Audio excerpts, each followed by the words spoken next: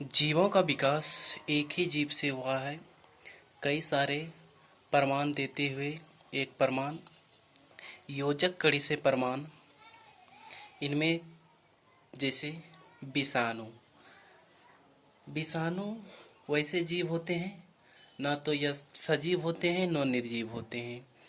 इसको अगर सजीव के शरीर के अंदर रहते हैं तो यह सजीव होते हैं, अगर निर्जीव में रहते हैं तो ये निर्जीव होते हैं।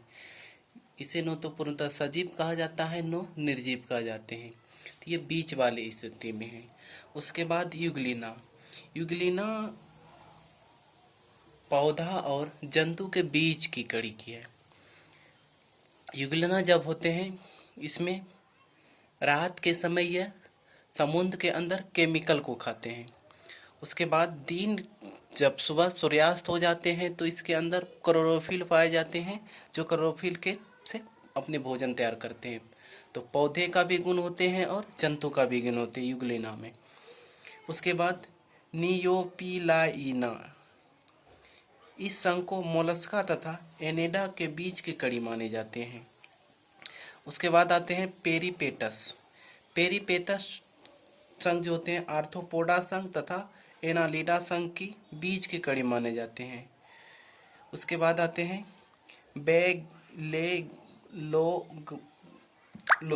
ये कशेरुक तथा ओकशेरुक के बीच की कड़ी को मानी जाती है। कशेरुक कहने का अर्थ जिसके शरीर में रीढ़ की हड्डी मौजूद हो, वह जीव कशेरुक होते हैं।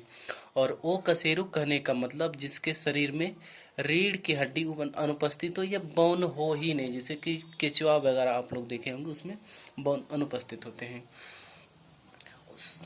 उसके बाद प्रोटोथीरिया। प्रोटोथीरिया सरीसृप तथा स्तनधारी के बीच की संयोजी कड़ी होते हैं।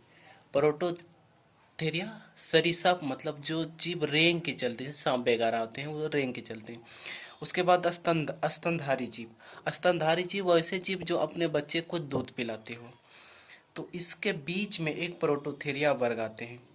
तो ये कई सारे प्रमाण से यह सिद्ध होते हैं कि जीवों का विकास एक ही जीव से हुआ है। चलिए, थैंक यू।